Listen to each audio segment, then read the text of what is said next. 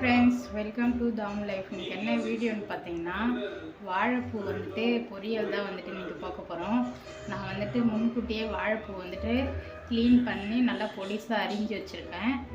நல்லா வந்துட்டு வாழைப்பூ கருகாமல் இருக்கணும்னா கொஞ்சம் உப்பும் மஞ்சள் தூளும் வந்துட்டு சேர்த்து தண்ணியில் அரிஞ்சு போட்டோம்னா அந்த பூ கருகாமல் இருக்கும்.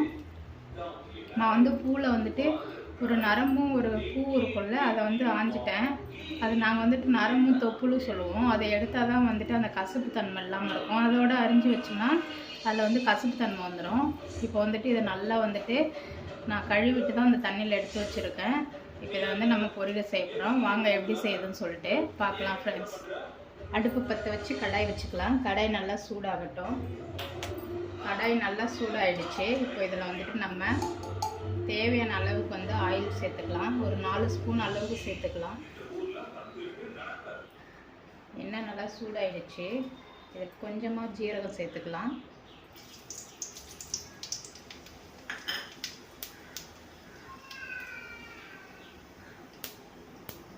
ஜீரகம் நல்லா பொரிஞ்சதும் காரத்துக்கு வரமிளகாய் சேர்த்துக்கலாம்.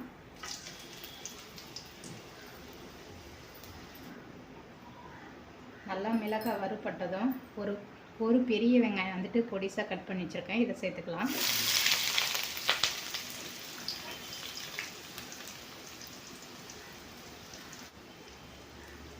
வெங்காயம் சீக்கிரம் வதங்கிறதுக்காக கொஞ்சமாக இப்போதைய சால்ட் சேர்த்துக்கலாம். அதுக்கப்புறம் பூ போட்டதுக்கப்புறம் தேவையான அளவு உப்பு சேர்த்துக்கலாம். நல்லா வெங்காயம் பொன்னிறம் ஆகிற வரைக்கும் நம்ம வதக்கலாம்.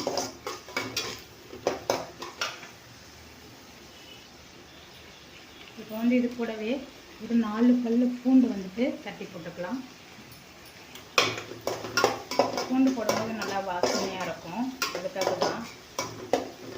இது கூடவே கருவேப்பிலை கூட சேர்த்துக்கலாம். நான் இப்போ கருவேப்பிலை இல்லாதனால சேர்க்கல. கருவேப்பிலை இருக்குன்னா சேர்த்துக்கோங்க.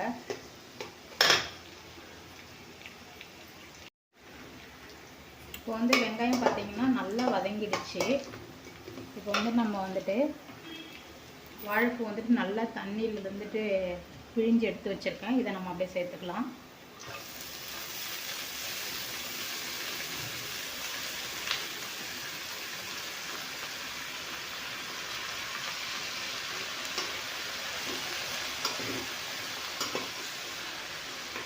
நான் சொன்ன டிப்ஸ் பண்ணிங்கன்னா பூ அந்த கருப்பாகாமல் இருக்கும்.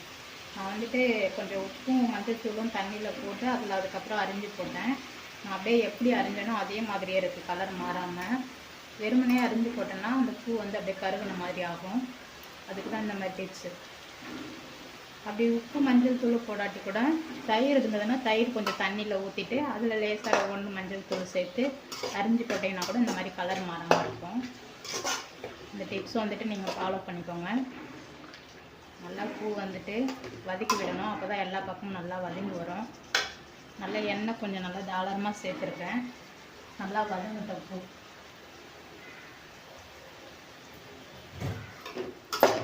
இதிலே லேசாக கூட கொஞ்சம் தண்ணி விடுது. நல்லா இதிலே வதங்கட்டும். இது கூடவே பார்த்தீங்கன்னா மஞ்சள் தூள் சேர்த்துக்கிறேன் கலருக்காக. பூக்கு தேவையான அளவுக்கு உப்பு சேர்த்துக்கலாம்.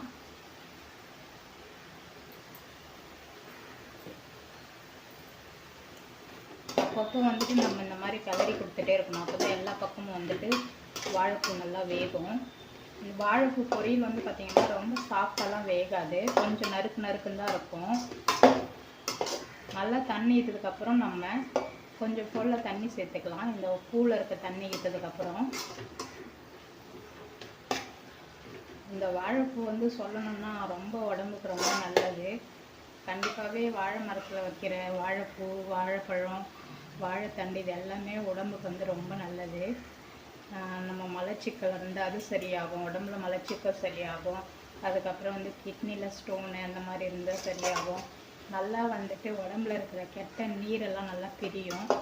வாழைப்பூ வாழைத்தண்டு சாப்பிட்றதுனால மிஸ் பண்ணாமல் கிடைக்கும் போது கண்டிப்பாக வீட்டில் இது மாதிரி செஞ்சு சாப்பிடுங்க. உடம்புக்கு ரொம்பவே நல்லது. வெயில் டைமெல்லாம் நிறைய வாழைத்தண்டுலாம் சாப்பிடும்போது நல்லா உடம்புக்கு ரொம்ப ஆரோக்கியமாக இருக்கும்.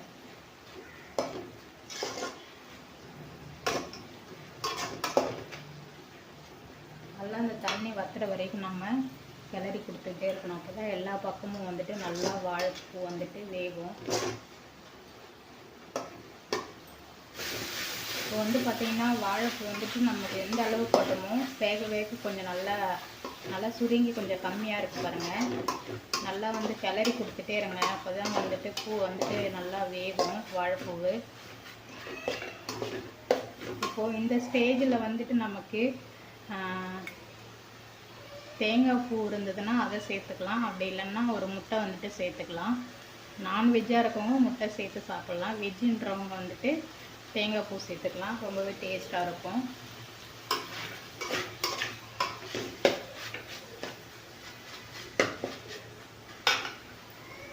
நான் வந்து பார்த்தீங்கன்னா இன்றைக்கி ஒரு முட்டை எடுத்திருக்கேன். முட்டை தான் வந்து சேர்க்க போகிறேன்.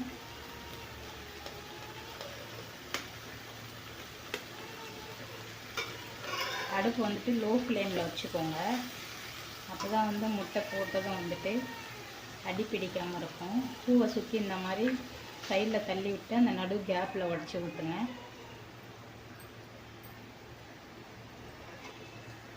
நல்லா அடியில் வந்து அந்த முட்டை கொஞ்சம் அந்த ஈரம்லாம் இழுக்கட்டும். அதுக்கப்புறம் நம்ம மிக்ஸ் பண்ணும்போது கொஞ்சம் நல்லாயிருக்கும். அந்த முட்டை வந்து பூவில் நல்லா போட்டாகும்.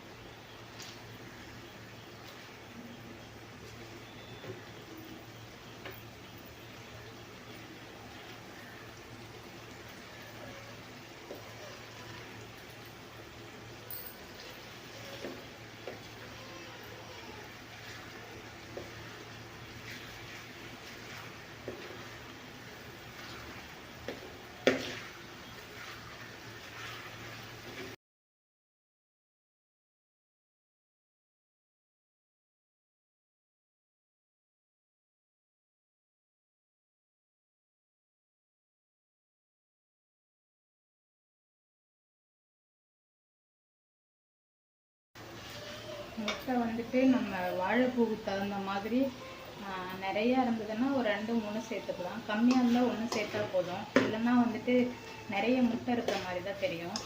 லேசாக வந்துட்டு முட்டை பொடி மாசு தெரிஞ்சு பூ இருந்தால் சாப்பிட்றதுக்கு ரொம்ப நல்லாயிருக்கும். அதனால தான் நான் 1 ஊற்றிருக்கேன். கொஞ்சம் அடுப்பு மீடியம் ஃப்ளேமில் வச்சுக்கோங்க.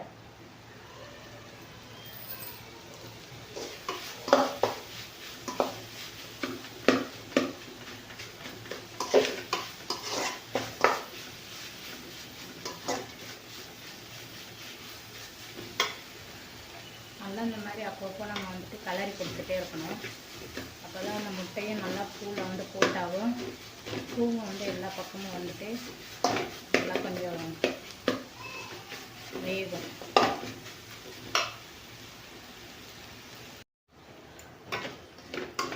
அவ்வளோதான் ஃப்ரெண்ட்ஸ்.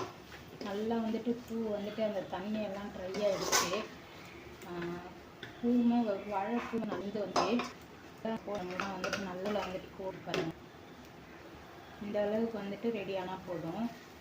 அருமையாக சூப்பராக வாழைப்பூ வந்துட்டு பொரியல் நமக்கு ரெடி ஆகிடுச்சு. இது கூடவே வந்துட்டு நம்ம முருங்கைப்பூ சேர்த்துக்கலாம்.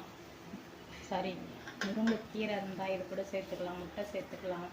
அதுக்கப்புறம் வந்துட்டு தேங்காய் பூ சேர்த்துக்கலாம். இந்த மாதிரி வந்து சேர்த்து செய்யும் போது ரொம்ப பக்காவாக இருக்கும் வாழைப்பூ பொரியல். இந்த மாதிரி நீங்களும் வந்து கண்டிப்பாக வீட்டில் வந்துட்டு செஞ்சு பாருங்கள். உங்கள் ஃப்ரெண்டுக்கெலாம் இந்த வீடியோ வந்துட்டு ஷேர் பண்ணி விடுங்க.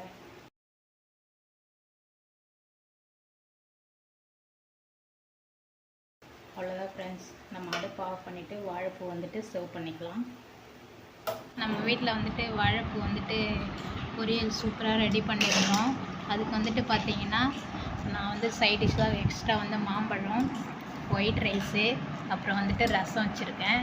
இந்த ரசத்துக்கு மாம்பழத்துக்கு அதுக்கப்புறம் வந்துட்டு நம்ம செஞ்ச வாழைப்பூ பொரியல் வந்துட்டு ரொம்ப அல்டிமேட்டாக இருக்கும். அடை சாப்பிடவே அவ்வளோ ஒரு டேஸ்ட்டாக இருக்கும். நீங்களும் கண்டிப்பாக வீட்டில் வந்துட்டு இந்த மாதிரி வாழைப்பூ பொரியல் செஞ்சு கூட எக்ஸ்ட்ரா மாம்பழம் ரசம் வச்சு சாப்பிடும்போது அவ்வளோ ஒரு சூப்பராக இருக்கும். நிறைய சாப்பிடுவாங்க. அவ்வளோதான் ஃப்ரெண்ட்ஸ். இந்த வீடியோ உங்களுக்கு பிடிச்சிருந்தா லைக் ஷேர் கமெண்ட் பண்ணுங்கள். அது மறக்காமல் உங்கள் ஃப்ரெண்ட்ஸ் அண்ட் ரிலேட்டிவ் வந்து வீடியோவை ஷேர் பண்ணி விடுங்க. அவ்வளோதான். டாட்டா பாய்.